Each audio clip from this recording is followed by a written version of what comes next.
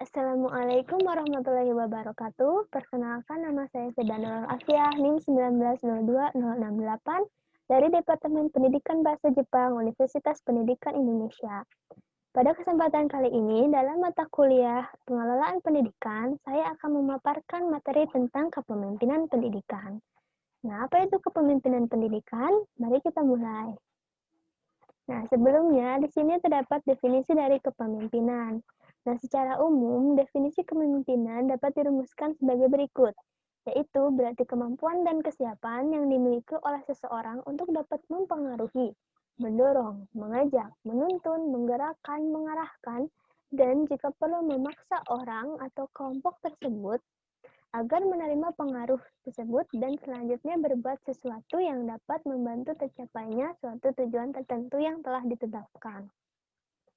Jadi hal ini untuk mendorong tercapainya suatu cita-cita atau tujuan dari organisasi. Nah, kemudian kepemimpinan pendidikan itu sendiri memiliki arti sebagai kemampuan untuk menggerakkan pelaksanaan pendidikan sehingga tujuan pendidikan yang telah ditetapkan dapat tercapai secara efektif dan efisien. Nah, jadi di dalam setiap organisasi pendidikan terdapat pemimpin pendidikan yang hendaknya mempunyai kemampuan kepemimpinan yang disebut dengan kepemimpinan pendidikan ini. Nah, selanjutnya di sini terdapat beberapa poin penting supaya kita dapat memahami kepemimpinan pendidikan seutuhnya. Nah, yang selanjutnya, yakni fungsi. Nah, fungsi pemimpin pendidikan, yakni fungsi utamanya, yang pertama, membantu terciptanya suasana persaudaraan, kerjasama dengan penuh rasa kebebasan. Jadi, anggota di dalam suatu organisasi tersebut tidak terkekang pula oleh aturan pemimpin dan segala macamnya. Lalu yang kedua, membantu kelompok untuk berorganisir diri. Yang ketiga, membantu kelompok dalam menetapkan prosedur kerja. Lalu yang terakhir, bertanggung jawab dalam mengambil keputusan bersama dengan kelompok. Jadi pemimpin pendidikan ataupun pemimpin ini memiliki fungsi utama, yakni dalam pengelolaannya, perencanaannya, mengambil alih yang paling besar, terutama mengambil keputusan untuk mencapai suatu tujuan atau cita-cita dari organisasi tersebut. Lalu yang ketiga ada tipe-tipe. Nah, tipe-tipe kepemimpinan pendidikan atau kepemimpinan terbagi menjadi 4 macam. Yang pertama ada tipe otoriter. Nah, tipe otoriter ini disebut juga tipe kepemimpinan authoritarian. Nah, dalam kepemimpinan yang otoriter ini, pemimpin bertindak sebagai diktator terhadap anggota-anggota kelompoknya. Jadi, pemimpin yang memiliki sikap kepemimpinan ini lebih berdominan terhadap anggotanya. Jadi, mau tidak mau, anggota dalam organisasi tersebut harus menerima rencana, keputusan, apapun yang diambil oleh pemimpin. Dan pemimpin tidak peduli dengan bagaimana reaksi dari anggota tersebut. Lalu di sini yang kedua ada tipe laissez-faire. Nah, tipe ini bahwa pemimpin sama sekali tidak memberikan kontrol dan koreksi terhadap pekerjaan bawahannya. Pembagian tugas dan kerjasama diserahkan sepenuhnya kepada bawahannya tanpa petunjuk atau saran-saran dari pemimpin. Nah, tipe ini sangat berbeda jauh dengan tipe otoriter tadi, karena pemimpin yang mempunyai tipe laissez-faire ini seolah-olah membiarkan anggotanya untuk melaksanakan tugasnya saja. Jadi, pemimpin tidak menjalankan fungsinya dengan penuh. Nah, maju atau tidaknya suatu organisasi tersebut ditentukan oleh kesadaran atau dedikasi dari anggotanya, bukan dari pemimpinnya. Kemudian yang ketiga ada tipe demokratis. Nah, tipe demokratis ini yakni pemimpin yang selalu menstimulasi anggota-anggotanya agar bekerja secara produktif untuk mencapai tujuan bersama. Dalam tindakan dan usaha-usahanya, ia selalu berpangkal pada kepentingan dan kebutuhan kelompoknya dan mempertimbangkan kesanggupan serta kemampuan kelompoknya. Jadi tipe demokratis ini tidak mengekang anggotanya, namun tidak membiarkan anggotanya juga. Jadi dalam merencanakan, dalam menentukan Langkah selanjutnya perlu mempertimbangkan juga pendapat dari anggota-anggotanya dan mengambil jalan tengah yang terbaik. Lalu yang terakhir ada tipe pseudo-demokratis. Nah, tipe pseudo-demokratis ini disebut juga demokratis semu atau manipulasi diplomatik. Nah, pemimpin yang bertipe pseudo-demokratis ini hanya tampaknya saja seperti bersikap demokratis, padahal sebenarnya dia bersikap otokratis.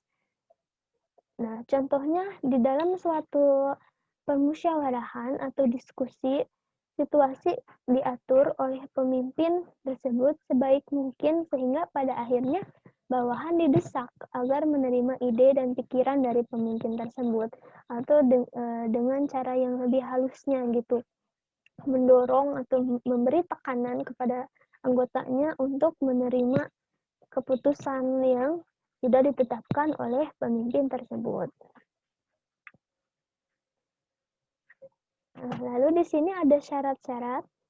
Nah, syarat-syarat untuk menjadi pemimpin pendidikan dibutuhkan beberapa kriteria. Nah, di sini merupakan kriteria kepribadian yang dibutuhkan untuk menjadi seorang pemimpin. Yang pertama, rendah hati dan sederhana. Yang kedua, bersikap suka menolong. Tiga, sabar dan memiliki kestabilan emosi. Yang keempat, percaya pada diri sendiri. Yang kelima, jujur, adil, dan dapat dipercaya tentunya. Lalu memiliki keahlian dalam jabatan. Nah, keahlian dalam jabatan ini memiliki maksud mempunyai kemampuan untuk berorganisir, mengelola, dan lain sebagainya yang dibutuhkan pemimpin kepada anggotanya.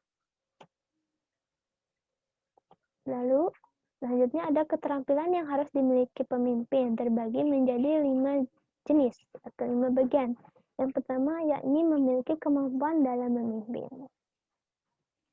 Nah, untuk memiliki kemampuan dalam memimpin, pemimpin harus menguasai bagaimana caranya menyusun rencana bersama, mengajak anggota untuk ikut serta berpartisipasi aktif, memberi bantuan kepada anggota kelompok yang lainnya, dan memupuk moral atau sikap kelompok, bersama-sama membuat keputusan, dan menghindarkan working on the group, dan working for the group, dan mengembangkan working within the group.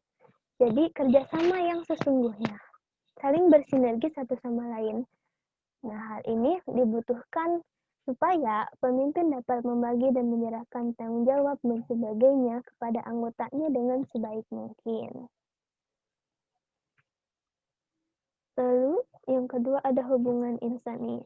Nah, hubungan insani ini merupakan hubungan antara manusia, berarti pemimpin terhadap bawahannya, terhadap anggota yang lainnya. Yang pertama, pemimpin itu pada dasarnya memiliki dua hubungan, yaitu hubungan fungsional dan hubungan personal. Nah, hubungan fungsional ini disebut sebagai hubungan formal, yaitu hubungan karena didasarkan oleh tugas resmi atau pekerjaan resmi. Sedangkan hubungan personal ini lebih bersifat ke pribadi antara satu orang dengan orang yang lainnya. Nah, kedua hubungan ini harus saling terhubung satu sama lain dan dipegang oleh seorang pemimpin kepada anggotanya. Oleh karena itu akan menciptakan sikap saling menghargai, bawahan menghargai atasan dan sebaliknya, atasan pun harus menghargai bawahan. Lalu yang kedua ada proses berkelompok. Nah, inti dari proses berkelompok ini adalah hubungan insani dan tanggung jawab bersama. Pemimpin harus jadi penengah, pendamai, moderator, dan bukan menjadi hakim. Bukan menyuruh atau bersikap sangat busi kepada anggotanya, melainkan bisa menjadi kawan atau sahabat yang berupaya menjadi penengah, pendamai, juga moderator dalam suatu organisasi atau di antara anggota-anggota. Lalu yang selanjutnya ada administrasi personil. Nah, administrasi personil mencakup segala usaha untuk menggunakan keahlian dan kesanggupan yang dimiliki oleh petugas-petugas secara efektif dan efisien. Kegiatan dalam administrasi personil ini ialah seleksi, pengangkatan, penempatan, penugasan, orientasi, pengawasan, bimbingan, pengembangan, serta kesejahteraan. Dengan kata lain, pemimpin harus memiliki pengetahuan juga kecakapan dalam proses-proses untuk menjadi atau proses-proses saat menjadi pemimpin. Lalu yang terakhir ialah kemampuan menilai. Nah, penilaian atau evaluasi adalah suatu usaha untuk mengetahui sampai di mana suatu kegiatan sudah dapat dilaksanakan atau sampai di mana suatu tujuan sudah dicapai. Nah, fungsi dari pemimpin ini bukan hanya bekerja di awal dan pada saat proses, namun juga sampai terakhir, sampai proses tersebut beres, yaitu mengevaluasi apakah hasil kerja, kemudian cara kerja, dan orang-orang yang mengerjakannya sudah baik sesuai dengan yang diharapkan atau terjadi kendala sehingga perlu cara-cara yang dibutuhkan untuk memperbaiki kesalahan tersebut.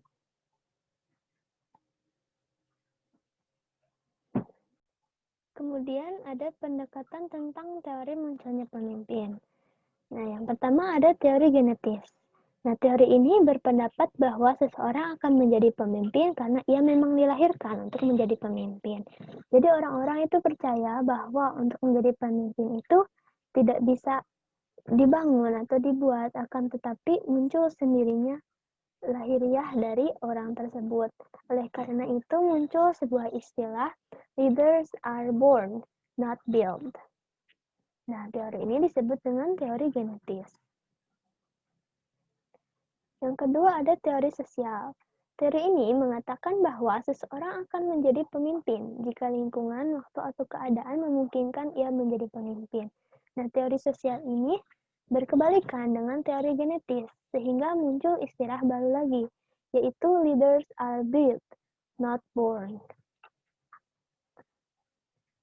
Lalu, ada teori ekologis. Nah, teori ini adalah gabungan dari teori pertama dengan teori kedua. Ialah untuk menjadi seorang pemimpin perlu bakat, dan bakat itu perlu dibina supaya berkembang. Jadi, untuk menjadi seorang pemimpin itu selain harus mempunyai kemampuan atau bakat potensi sejak lahir, nah juga harus terus dikembangkan kepemimpinannya supaya menjadi pemimpin. Selanjutnya ada teori situasi. Nah, teori ini mengatakan bahwa setiap orang bisa menjadi pemimpin, tetapi dalam situasi tertentu saja, karena ia memiliki kelebihan-kelebihan yang diperlukan dalam situasi itu. Dalam situasi lain, di mana kelebihan-kelebihannya itu tidak diperlukan, ia tidak akan menjadi pemimpin. Bahkan mungkin hanya menjadi pengikut saja.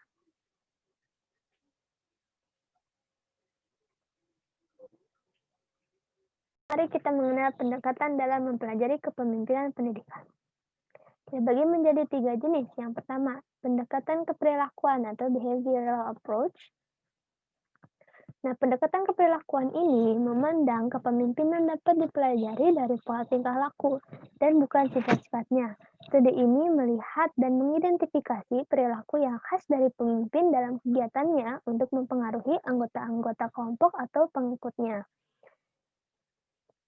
Nah, pendekatan ini menitik beratkan pandangan pada aspek perilaku kepemimpinan, yaitu fungsi-fungsi kepemimpinan dan gaya-gaya kepemimpinan. 3 poin yang tertera di bawah ini mengemukakan teori kepemimpinan yang termasuk dalam pendekatan keperilakuan. Yang pertama ada studi kepemimpinan Ohio State University. Nah, dilakukan di Ohio State University oleh Hemphill dan Kunz. Melihat kepemimpinan atas 2 dimensi perilaku pemimpin, yaitu initiating structure atau struktur tugas adalah cara pemimpin melukiskan hubungannya dengan bawahan dalam usaha menetapkan pola organisasi, saluran komunikasi, metode atau prosedur yang dipakai dalam organisasi.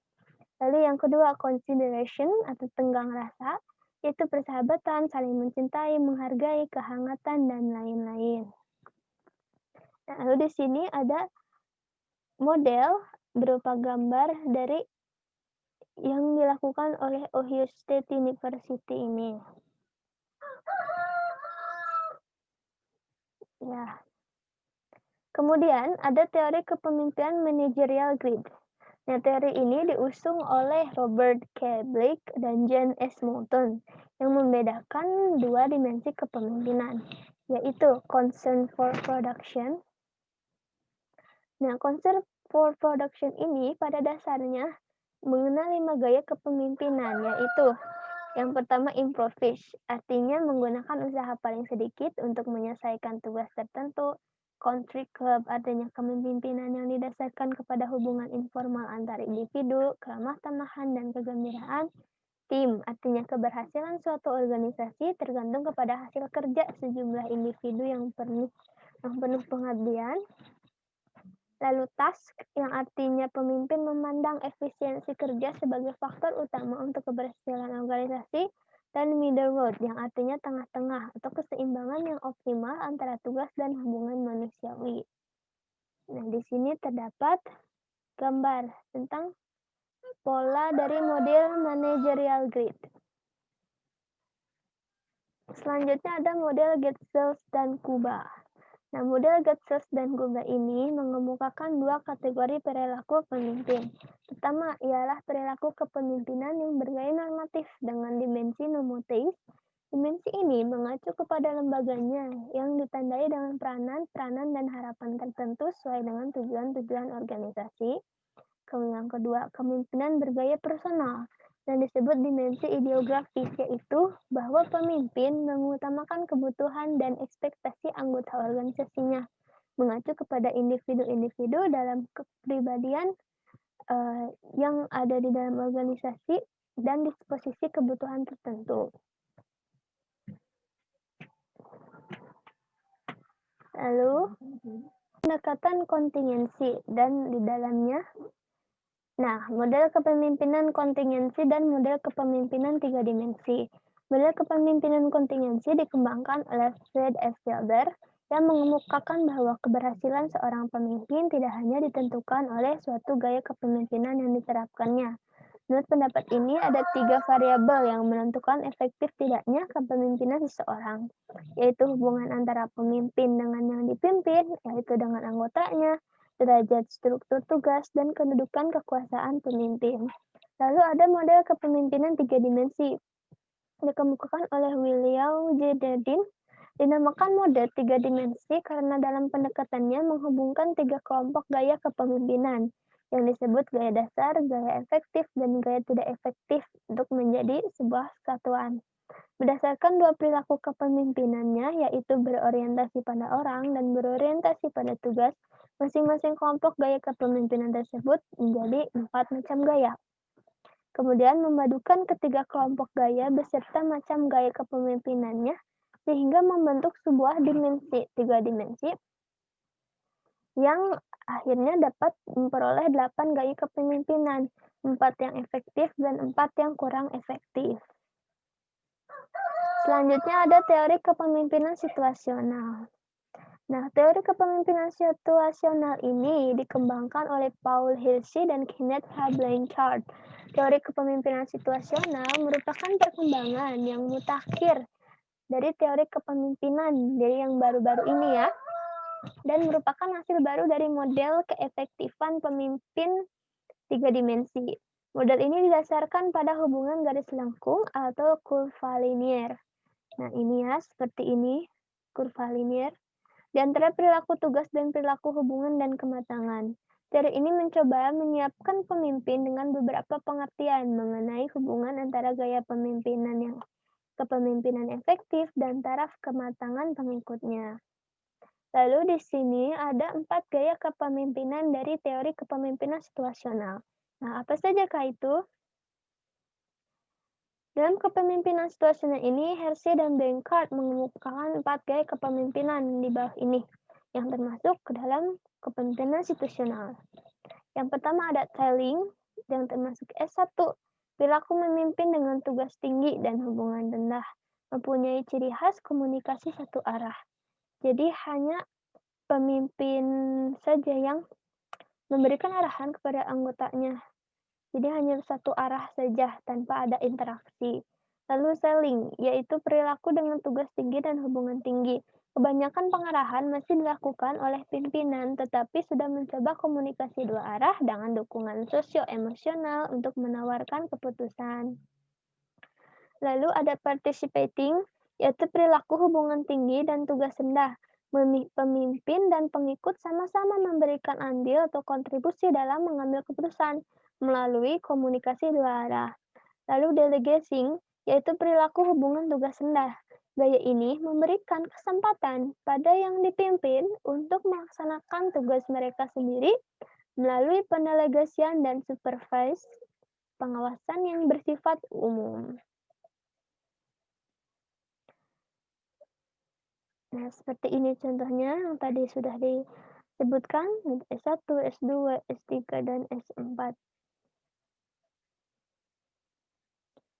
Nah, selanjutnya kita ke materi, siapakah yang disebut pemimpin pendidikan? Yang disebut sebagai pemimpin pendidikan itu diantaranya guru, wali kelas, pengawas, kepala sekolah, komite sekolah, kepala kantor bidang pendidikan, dan semua tingkatan di dalam ranah pendidikan. Nah, pendidikan-pendidikan ini dapat berstatus sebagai pemimpin resmi atau yang biasa disebut status leader atau formal leader atau functional leader. Nah, kepemimpinan resmi ini dimiliki oleh mereka yang menduduki posisi dalam struktur organisasi pendidikan, baik secara resmi oleh pihak atasan atau yang berwenang, maupun karena dipilih secara resmi menjadi pemimpin oleh anggota staf pelaksana pendidikan di mana ia bekerja. Namun, yang paling utama dari pemimpin pendidikan ini ialah keberadaan kepala sekolah sebagai pemimpin pendidikan. Nah, kepala sekolah. Nah, tugas sebagai kepala pendidikan, kepala sekolah bertanggung jawab atas yang pertama, pertumbuhan guru-guru secara berkesinambungan, mampu membantu guru-guru mengenal kebutuhan masyarakat, membantu guru membina kurikulum sesuai dengan minat, kebutuhan dan kemampuan peserta didik. Nah, pekerjaan kepala sekolah ini juga ialah menstimulir dan membimbing pertumbuhan guru-guru secara berkesinambungan sehingga mereka mampu menjalankan tugasnya dengan sebaik mungkin atau sesuai dengan yang diharapkan dan mampu berkembang terhadap berbagai situasi. Kemudian yang kedua ialah mampu mengelola sarana dan prasarana pendidikan, pelayanan khusus sekolah, dan berbagai fasilitas pendidikan lainnya. Jadi bukan hanya terfokus pada guru-guru juga, namun berbagai aspek dari ranah pendidikan itu, sekolah, yaitu sarana prasarananya, apakah sudah memadai, dan evaluasi segala macam. Lalu yang terakhir, model-model kepemimpinan dalam pendidikan. Nah, model-model kepemimpinan terbagi menjadi dua jenis. Yang pertama visioner, yang kedua kepemimpinan transformasional. Mari kita mengenal kepemimpinan visioner. Nah, konsep kepemimpinan visioner ini bahwa kerja pokok kepemimpinan ini difokuskan pada rekayasa masa depan yang penuh tantangan, jadi agen perubahan yang unggul atau agent of change, dan menjadi penentu arah organisasi yang profesional dan dapat membimbing personil lainnya. Kemudian, konsep visi itu sendiri berupa ide-ide ideal tentang cita-cita organisasi, tujuan di masa depan yang ingin diwujudkan bersama. Visi merupakan peluru bagi kepemimpinan visioner mengarah ke depan. Lalu teori-teori kepemimpinan visioner. Nah, kepemimpinan visioner adalah kemampuan memimpin dan mencipta, merumuskan, mengkomunikasikan, mensosialisasikan, mentransformasi, dan mengimplementasikan ide yang berasal dari dirinya atau dari anggota sebagai hasil dari interaksi sosial untuk menjadi cita-cita atau tujuan suatu organisasi di masa depan. Nah, agar menjadi pemimpin yang visioner, maka seseorang harus yang pertama memahami konsep visi, memahami karakteristik dan tujuan visi, memahami tujuan visi. Lalu langkah-langkah untuk menjadi visionary leadership atau mempunyai kemampuan leadership ini Dibutuhkan sifat sebagai berikut. Yang pertama adanya penciptaan visi atau tujuan, perumusan visi, transformasi visi, dan implementasi dari visi. Atau bentuk nyata dari visi tersebut apa? Nah, sedangkan sifat-sifat seorang visioner itu, yang pertama berorientasi pada pelayanan, memancarkan aura dan energi positif, mempercayai orang lain, hidup seimbang, melihat hidup sebagai petualangan, jadi berani untuk mengambil segala risiko dan mempertanggungjawabkan, energistik, lalu selalu berlatih memperbaharui dirinya atau mengembangkan dirinya menjadi pribadi yang lebih baik lagi. Lalu ada kepemimpinan transformasional. Apa itu kepemimpinan transformasional? Kepemimpinan ini ialah pemimpin yang mampu mengubah energi sumber-sumber daya baik manusia maupun non-manusia untuk mencapai tujuan-tujuan sekolah. Pemimpin tersebut mentransformasi dan memotivasi para anggotanya dengan membuat mereka lebih sadar dan bisa berdedikasi mengenai pentingnya pekerjaan dan istilah lain yang memotivasi anggotanya. Sedangkan oleh definisi dari pemimpin transformasi ialah dengan pemimpinan transformasional ialah kepemimpinan yang memiliki visi ke depan dan mampu mengidentifikasikan perubahan lingkungan dan mentransformasikan perubahan tersebut ke dalam organisasi. Membawa banyak pembaharuan. Nah, di sini seperti yang tertera di gambar bahwa kepemimpinan transformasional ini membangun strategi hubungan antara pemimpin dan anggotanya dengan baik, lalu mengubahnya menjadi action atau aksi yang positif, dan memotivasi para anggotanya. Lalu yang kedua ada dimensi. Nah, BAS 1990 ini mengenakan konsep 4I dari kepemimpinan transformasional ini. Yang pertama, idealis influence, perilaku yang menghasilkan rasa hormat dan percaya diri dari orang-orang yang dipimpinnya. Lalu inspirational motivation, perilaku yang senantiasa menyediakan tantangan dan makna atas pekerjaan orang-orang yang dipimpinnya, yang dibangkitkan melalui antusiasme dan optimisme. Kemudian intellectual stimulation, yaitu senantiasa menggali ide-ide baru dan solusi yang kreatif dari orang-orang yang dipimpinnya. Dan individualist consideration, pemimpin yang selalu mendengarkan dengan penuh perhatian dan perhatian khusus terhadap kebutuhan prestasi dan kebutuhan dari orang-orang yang dipimpinnya. Jadi banyak sekali mengambil berbagai hal dari anggotanya atau orang-orang yang dipimpinnya. Yang terakhir ialah perbandingan kepemimpinan transforming, transformational, dan transaksional itu apa?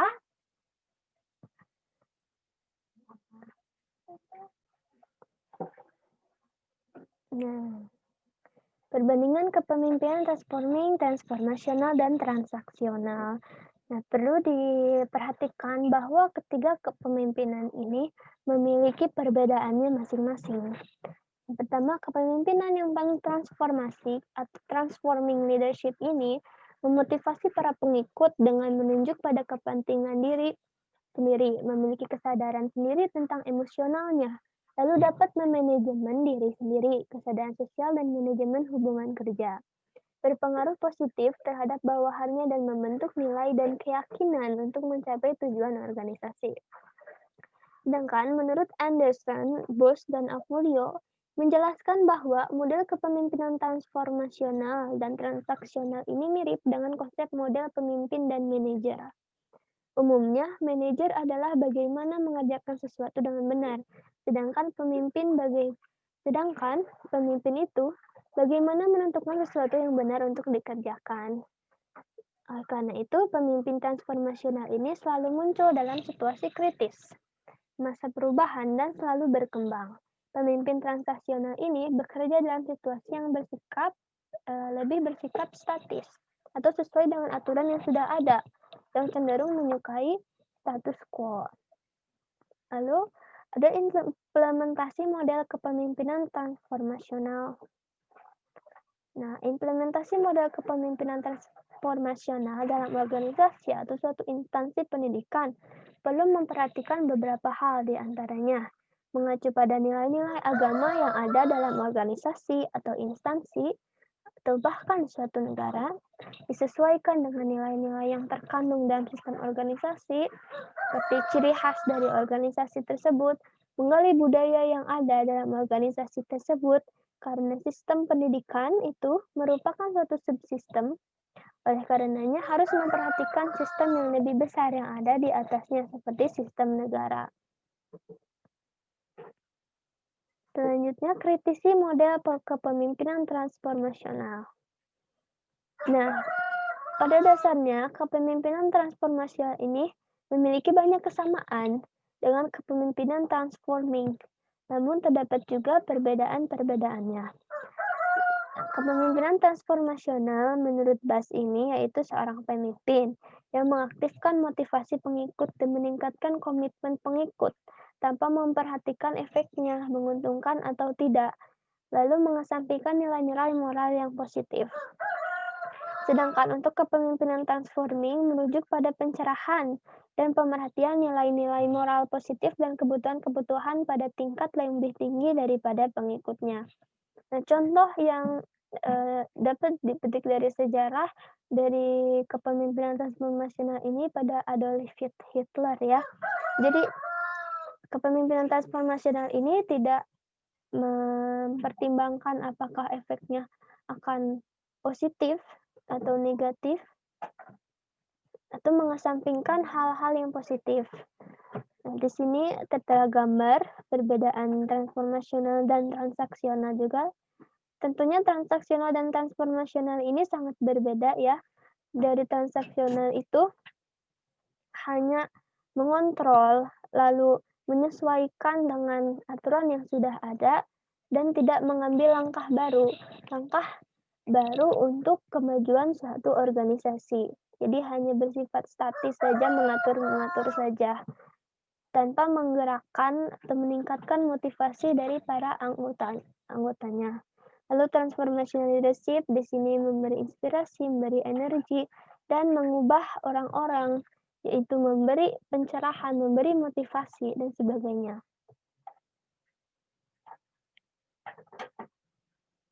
Nah, baik. Sekian materi kepemimpinan pendidikan yang dapat saya sampaikan.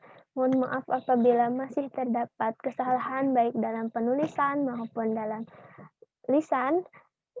Terima kasih sudah menonton video ini. Semoga dapat bermanfaat.